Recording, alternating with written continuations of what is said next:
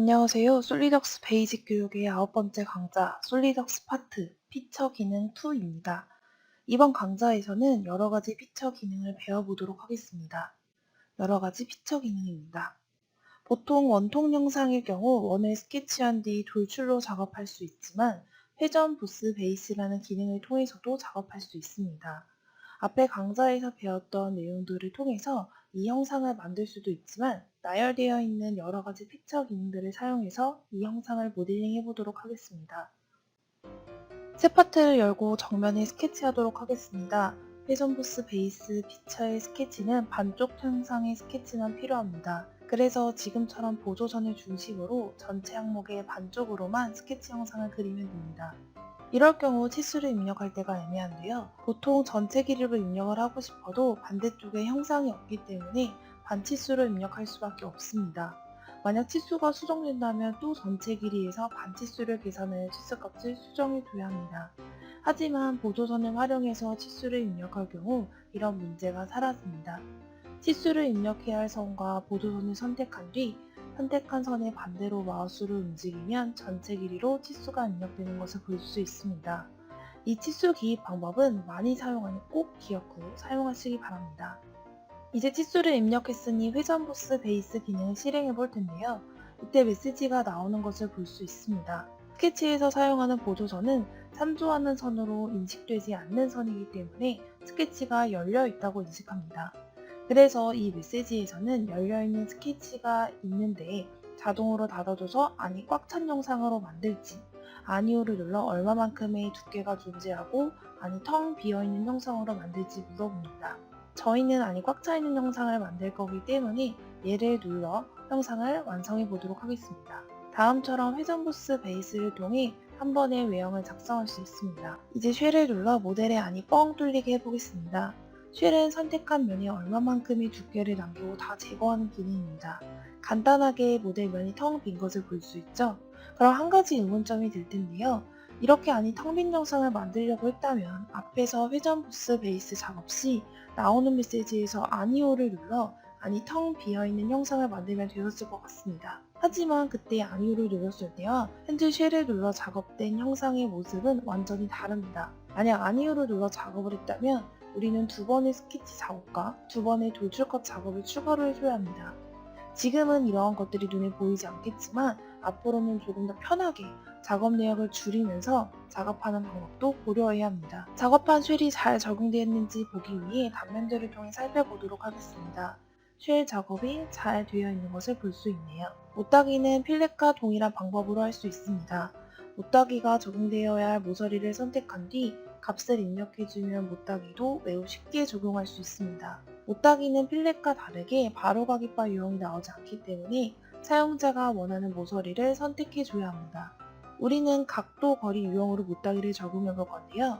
이때 각도 값이 45도라면 상관없지만 만약 45도가 아닌 다른 값이라면 못따기가 적용되어야 할 방향도 신경 써야 합니다. 각도, 거리 방향에 따라 못따기 형상이 달라지는 것을 확인할 수 있습니다. 기준 평면인 정면, 윗면, 우측면 또는 모델의 면에 스케치를 할 수 있지만 만약 앞에서 말한 이 모든 평면이 아닌 다른 곳에 스케치를 해야 할 경우 어떻게 해야 할까요? 스케치할 평면이 없다고 여러 번 돌려가며 작업해야 할까요? 간단히 만들어주면 됩니다. 커맨드 매니저 피처 탭에 참조 영상을 확장해서 기준면을 선택합니다. 이때 참조할 면을 선택해서 거리 값을 입력하거나 다른 옵션 값을 적용하여 원하는 위치에 평면을 만들 수 있습니다. 이렇게 새로 만든 평면에 스케치한 뒤 돌출하도록 하겠습니다.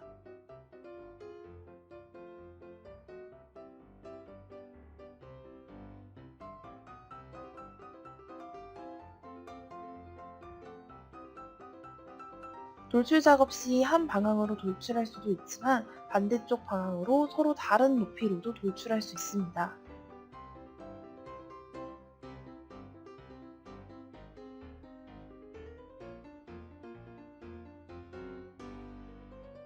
이제 이렇게 나눠져 있는 모델 영상을 합치기 위해 가운데 막대기를 생성해 보도록 하겠습니다. 먼저 보조선을 그려 기준을 맞춘 뒤 막대기 영상을 스케치하겠습니다. 이때 또 상황이 주어집니다. 막대기의 끝은 모델의 가장 큰 원과 동일한 크기이며 모델이 커지거나 작아질 때 같은 크기로 따라가면서 변경되었으면 좋겠다 라는 상황이 주어졌습니다. 이때 원을 스케치한 뒤 동일원이라는 고속 조건을 적용하여 해당 상황을 만족시킬 수도 있고, 또는 요소 변환 기능을 통해 지금 상황을 만족시킬 수도 있습니다. 요소 변환 기능은 사용자가 선택한 모델의 외형선이나 스케치선을 현재 활성되어 있는 스케치 평면으로 투영하는 작업을 요소 변환이라고 합니다. 그래서 앞에서 한 모델의 외형선을 그대로 가져왔기 때문에 치수, 구속 조건을 따로 적용하지 않아도 스케치가 검정색인 것을 볼 수 있습니다.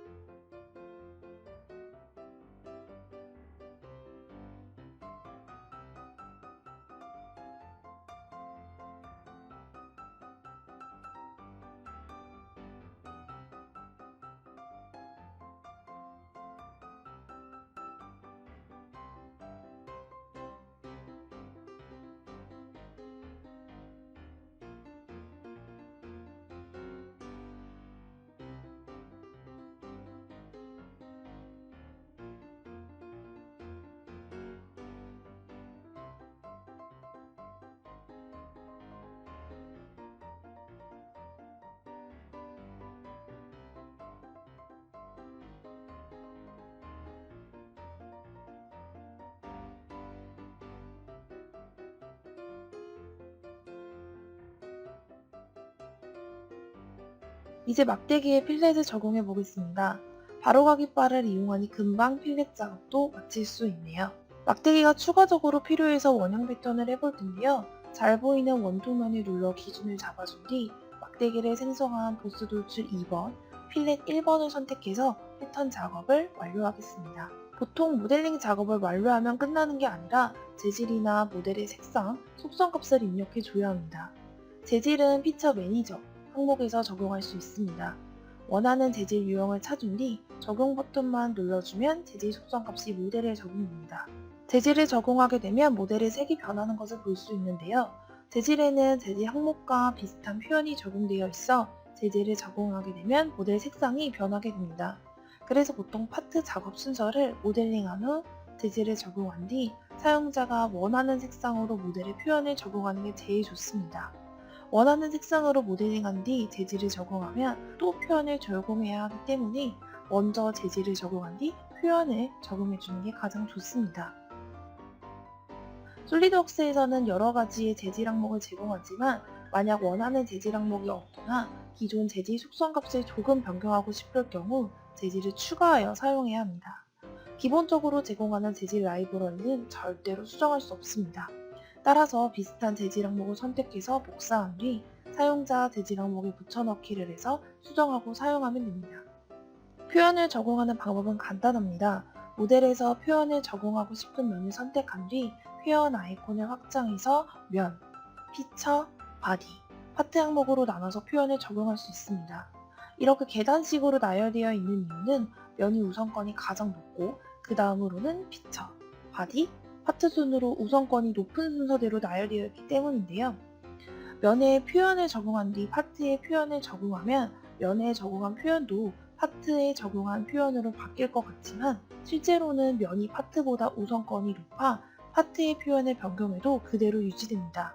재질처럼 질감 처리로 표현을 적용하고 싶다면 작업창에 있는 표현 항목에서 넣을 수 있습니다. 원하는 위치에 드래그해서 면, 피처, 바디, 파트 유형으로 선택해서 표현을 적용할 수 있습니다. 앞에서 쉘 작업 시 단면도 작업을 했었는데요. 단면도는 파트에서뿐만 아니라 어셈블리에서도 많이 사용하는 항목이니 기억해두는 게 좋습니다. 지금처럼 작업이 잘 되어 있는지 확인하는 용도로도 사용하고 어셈블리를 작업할 때는 안 보이는 부분에 단면도를 적용해서 보이게 한 뒤 작업하는 경우도 있습니다. 보통 단면 유형을 영역으로 바꾼 뒤 원하는 영역을 선택해서 단면도를 적용할 수 있습니다. 단면도는 돌출 컷을 한 것처럼 보이지만 실제로는 뷰어로 모델이 컷이 되어 있다고 생각하지 않아도 됩니다. 앞에 솔리드웍스에서 설명한 내용을 바탕으로 모델링 작업 후 재질을 적용하고 재질을 적용했으면 표현을 적용하여 모델의 색상을 넣을 수 있습니다. 이렇게 완성한 모델의 마지막으로 사용자 정의 속성을 입력하여 최종 파트 작업을 마칠 수 있습니다. 자, 솔리덕스 베이직 교육의 9번째 강좌인 솔리덕스 파트 피처 기능 2 어떠셨나요? 이번 강좌에서 거의 대부분의 피처 기능을 설명한 것 같습니다. 파트에서 가장 중요한 강좌라고 말할 수 있을 것 같은데요. 이번 강좌에서 만든 모델링 영상은 간단하지만 배운 기능들은 하나같이 모두 중요하니 꼭 기억해야 합니다. 모든 강좌에서 다 중요하다고 해서 조금 혼란스러울 수도 있지만 정말 다 모두 중요한 내용입니다. 꼭 기억하고 한 번 더 복습하는 걸 추천드립니다. 해당 강좌에서 궁금하신 내용은 노드데이터 홈페이지 질문과 답변 항목에 문의 주시거나 02-595-4450으로 연락 주시기 바랍니다. 이것으로 9번째 강좌를 마치고 저는 다음 강좌 솔리덕스 파트 피처 기능 3번으로 돌아오겠습니다. 감사합니다.